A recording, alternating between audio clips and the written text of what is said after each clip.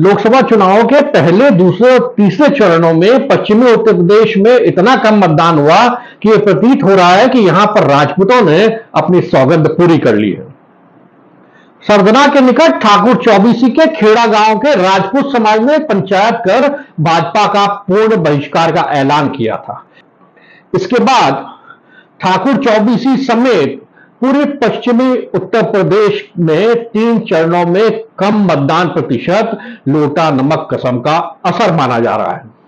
यूं प्रधानमंत्री नरेंद्र मोदी और अमित शाह के द्वारा राजपूत आंदोलन को थामने के लिए राजनाथ सिंह और योगी आदित्यनाथ का सहारा लिया गया, लेकिन सत्ता के चरम पर मोदी शाह के द्वारा भाजपा के सबसे ज्यादा प्रताड़ित किए गए ये दोनों राजपूत नेता मोदी शाह को बख्शेंगे या अब वक्त आने पर दोनों को सबक सिखाएंगे, ये पहले, दूसरे और तीसरे चरण की पोलिंग में तो दिख रहा है, लेकिन स्थिति 4 जून को और ज्यादा स्पष्ट हो पाएगी। तीसरे चरण के पहले अमित शाह के द्वारा उत्तर प्रदेश पहुंचकर योगी की अनुपस्थिति में ली गई भाजपा नेताओं की बैठक में विधायकों और भाजपा पदाधिकारियों से डेली रिपोर्ट अपने व्हाट्सएप पर मंगवाने से लग रहा है कि वो योगी आदित्यनाथ को चुनाव प्रक्रिया से अलग रखने की जुगत में लग चुके हैं। उधर तीसरे चरण में भी इतिहास को तोड़ने मरोड़ने की नाराजगी को लेकर पश्चिमी उत्तर प्रदेश और मध्य प्रदेश के बुंदेलखंड के राजपूत और गुजरात के रूपाला प्रकरण के बाद गुजरात के राजपूत भी आर पार की लड़ाई के मूड में नजर आए। पिछले 2 चरणों की तरह ही इस चरण में भी 2 दिन पहले #राजपूत बाइकॉट बीजेपी का अभियान ट्रेंड करने लगा।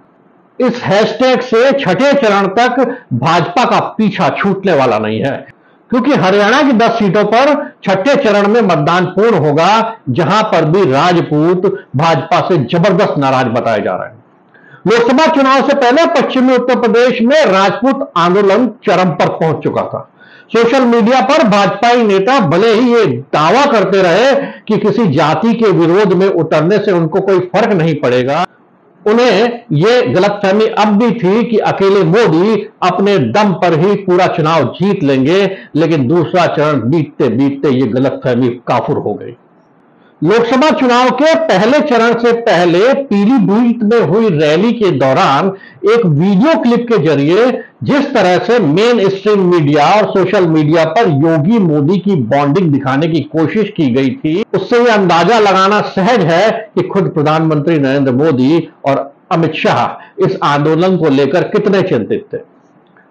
याद हो तो इसी तरह का एक फोटो संदेश 2022 के उत्तर प्रदेश विधानसभा चुनाव में भी वायरल किया गया था, जिसमें प्रधानमंत्री नरेंद्र मोदी योगी आदित्यनाथ के कंधे पर हाथ रखकर चल रहे थे।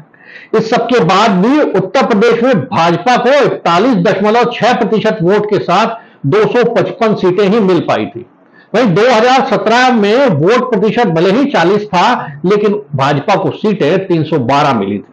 2 साल पहले हुए उत्तर प्रदेश विधानसभा चुनाव में पिछले विधानसभा चुनाव से 57 सीटें कम मिली थी। इस बार लोकसभा चुनाव में पश्चिमी उत्तर प्रदेश के राजपूतों ने भाजपा का बहिष्कार का फैसला किया। इसे लेकर नानवता के बाद सिसली में क्षत्रिय महापंचायतें हुई।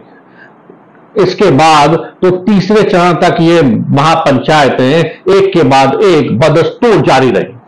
राजनाथ सिंह और योगी आदित्यनाथ की सभाओं और अनुरोध के बाद भी सरधना के खेड़ा गांव के ठाकुर 24वीं महापंचायत में नमक लोटा कसम खाकर भाजपा को मतदान नहीं करने की सौगंध खाई गई।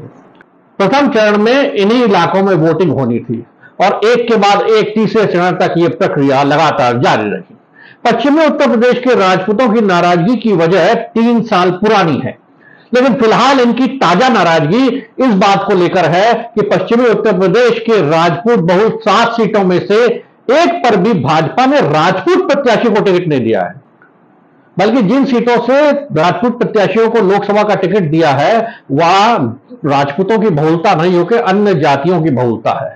यही नहीं, राजपूतों का आरोप है कि भाजपा दिल्ली, हरियाणा, छत्तीसगढ़, राजस्थान, मध्य प्रदेश के बाद उत्तर प्रदेश में भी राजनीति में राजपूतों को हाशिए पर ला रही है।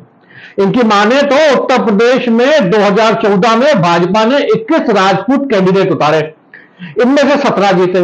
2019 में 16 को टिकट दिए और 14 जीते। वहीं 2024 में सिर्फ 11 को ही टिकट दिया जाने का आरोप लगाया है। उनका आरोप है कि हरियाणा और दिल्ली के बाद प्रधानमंत्री नरेंद्र मोदी और अमित शाह पश्चिमी उत्तर प्रदेश में भी राजपूतों का राजनीतिक वर्चस्व खत्म करने पर उतारू। पश्चिमी उत्तर प्रदेश की अधिकांश सीटों पर पहले, दूसरे और तीसरे चरण में मतदान हो चुका है। दूसरे चरण से पहले राजपूत मतदाताओं को आशा थी कि गौतम बुद्ध नगर, जिसे गाजियाबाद कहा जाता है, वहां से किसी राजपूत को टिकट दिया जाएगा। वोटों के लिहाज से यहां पर राजपूतों का वर्चस्व है। इसी सीट से कभी राजनाथ सिंह और उनके बाद जनरल वीके सिंह सांसद चुने गए थे।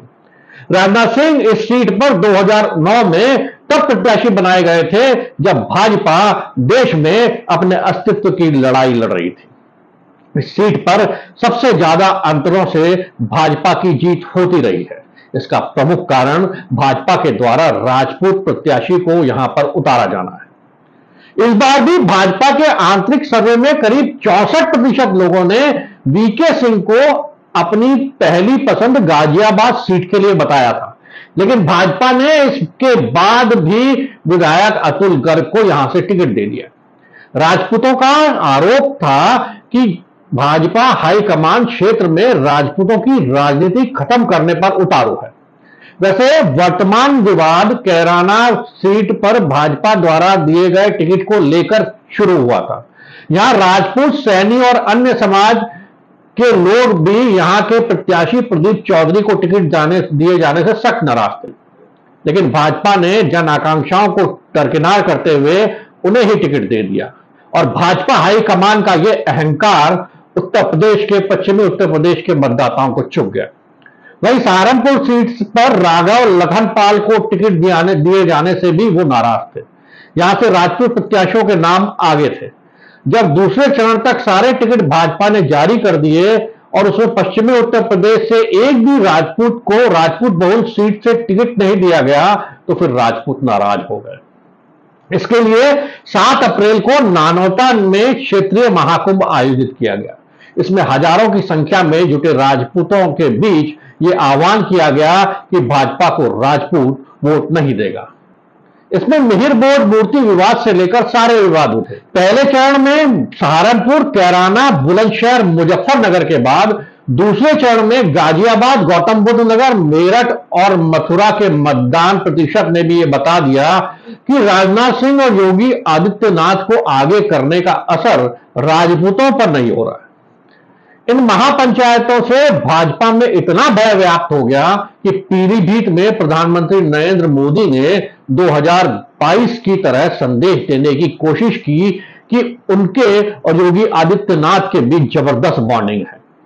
इस रैली में योगी आदित्यनाथ को भाषण देना था। योगी आदित्यनाथ प्रधानमंत्री नरेंद्र मोदी के बिल्कुल पास वाली सीट पर बैठे थे। वो उठे और प्रधानमंत्री नरेंद्र मोदी की कुर्सी के पीछे से जाने लगे। इस पर प्रधानमंत्री ने उनका हाथ पकड़ा और उन्हें उनके सामने से ही पोडियम की तरफ जाने का इशारा किया। 2 दिन पहले नानौता में राजपूतों के भाजपा का बायकॉट करके उसे हराने वाले प्रत्याशी को वोट देने का आह्वान करने का असर इसे बताया जा रहा है। ऐसे में इस वीडियो को प्रधानमंत्री मोदी की पीआर टीम ने बड़े अच्छे से कवर किया। इसके बाद योगी आदित्यनाथ समेत सभी भाजपा नेताओं ने इस हिस्से को अपने सोशल मीडिया वॉल पर पोस्ट किया। सभी न्यूज चैनल इस वीडियो के साथ यह दिखाने में लग गए कि योगी और मोदी में जबरदस्त बॉन्डिंग है। भाजपा की यह रणनीति काम नहीं आई और तीसरे चरण तक इसका कोई असर नहीं दिखा। इस वीडियो के जारी होने के बाद मेरठ के सिसौली में भी क्षत्रिय चिंतन सभाएं हुई और एक के बाद एक वहां पे करीबन 6 महापंचायतें आयोजित करके भाजपा को वोट नहीं देने का आह्वान दोहराया गया। दरअसल पश्चिमी उत्तर प्रदेश में महापुरुषों के नामों की जातियां परिवर्तित करके इतिहास बदलने और महापुरुषों को अपमान को लेकर राजपूत भाजपा हाईकमान से पहले ही नाराज चल रहे थे और ये गुस्सा उनमें पल रहा था। इसे लेकर मार्च में ही नानौता महापंचायत की घोषणा कर दी गई थी। मोदी शाह को भी यह अंदाज नहीं था कि यह विरोध इतना बढ़ जाएगा कि ये लोग भाजपा को वोट देने का ही बायकॉट कर देंगे। लेकिन नानौता महापंचायत से पहले पश्चिमी उत्तर प्रदेश के राजपूत बहुल इलाकों से एक भी राजपूत को लोकसभा टिकट नहीं देना और मोदी शाह के गृह राज्य गुजरात के राजकोट के भाजपा प्रत्याशी पुरुषोत्तम रूपाला के द्वारा राजपूत महिलाओं को लेकर अभद्र टिप्पणी के बाद तो यह गुस्सा चरम पर पहुंच गया। फिर भाजपा आईटी सेल के द्वारा बाड़मेर के निर्दलीय प्रत्याशी रविंद्र सिंह को देशद्रोही करार देने और कथित रूप से चित्तौड़ में एक न्यूज चैनल के कार्यक्रम में भाजपा के नेताओं के द्वारा जौहर समिति की पदाधिकारी निर्मला कंवर के साथ कथित अपमान के बाद यह मामला और तूल पकड़ गया। जो नानौता महाकुंभ से पहले ही भाजपा ने राजनाथ सिंह और योगी आदित्यनाथ को इस क्षेत्र में राजपूतों का असंतोष कम करने की जिम्मेदारी सौंप दी थी। उन्हें यहां पर सभाएं करने को कहा, लेकिन 3 मार्च को गाजियाबाद के रामलीला मैदान में राजनाथ सिंह की सभा में स्थानीय राजपूतों की उपस्थिति उतनी नहीं रही जितनी अपेक्षा की जा रही थी। इसने भाजपा को और चिंता में डाल दिया। इसके बाद प्रधानमंत्री की पीलीभीत सभा वाला वीडियो वायरल हुआ। उत्तर प्रदेश और बिहार के लोग जबरदस्त तरीके से राजनीतिक जागरूक हैं। उन्हें सिर्फ एक दिन के राजनीतिक प्रपंच से भ्रमित कर पाना लगभग नामुमकिन है। पिछले करीब 2 सालों से मोदी शाह और उत्तर प्रदेश के मुख्यमंत्री योगी आदित्यनाथ के बीच में शीत युद्ध मीडिया की सुर्खी बना हुआ है। योगी आदित्यनाथ को पद से हटाने के लिए प्रधानमंत्री नरेंद्र मोदी ने अपने सबसे करीबी नौकरशाह ए.के. शर्मा को लखनऊ भेजा था। योगी आदित्यनाथ पर उन्हें उप मुख्यमंत्री बनाने का दबाव डाला गया, लेकिन योगी इस पर नहीं माने। इधर लोकसभा चुनावों को साधने के लिए मोदी शाह योगी पर ओम प्रकाश राजभर को भी मंत्रिमंडल में जगह देने का दबाव बनाते रहे। योगी आदित्यनाथ लोकसभा चुनाव के करीब आने तक इस पर भी तैयार नहीं हुए। दरअसल मोदी शाह गुजरात, हरियाणा, उत्तर प्रदेश, मध्य प्रदेश, राजस्थान, छत्तीसगढ़ और असम की तरह उत्तर प्रदेश में भी इस तरह के मुख्यमंत्री को बैठाने के इच्छुक हैं जो प्रदेश में अपनी मर्जी से नहीं बल्कि इन दोनों की मर्जी से सरकारें चलाए। इस तरह के कई घटनाक्रमों ने मोदी शाह और योगी आदित्यनाथ के बीच बढ़ती अदावत का संदेश उत्तर प्रदेश में प्रसारित कर दिया। दरअसल अडवाणी खेमे के अन्य नेताओं की तरह ही योगी आदित्यनाथ भी 7 जून 2013 को गोवा में हुई भाजपा राष्ट्रीय कार्यकारिणी की समिति की बैठक में नहीं पहुंचे थे, जिसमें मोदी को चुनाव प्रचार समिति का मुखिया बनाने का प्रस्ताव लिया जाना था। नरेंद्र मोदी ने उस बैठक में उनका समर्थन नहीं करने वाले अधिकांश आडवाणी समर्थित नेताओं को निपटा दिया है। अब उनमें सिर्फ योगी आदित्यनाथ ही शेष बचे। वहीं राजनाथ सिंह को 2019 में गृह मंत्री से रक्षा मंत्री बनाकर उनकी महत्ता कम करने, माला से बाहर निकालने और उन्हें पीछे चलाने जैसी घटनाओं के वीडियो जो वायरल हुए, उसने वहां के राजपूत समाज के लोगों को उद्वेलित कर दिया है। यह बात भी राजनीतिक हलकों में छुपी हुई नहीं है कि राजनाथ सिंह ने भाजपा राष्ट्रीय अध्यक्ष रहते हुए खून का घूंट पीकर जून 2013 की गोवा कार्य समिति की बैठक में नरेंद्र मोदी का नाम भाजपा की चुनाव समिति के मुखिया के रूप में प्रस्तावित किया था।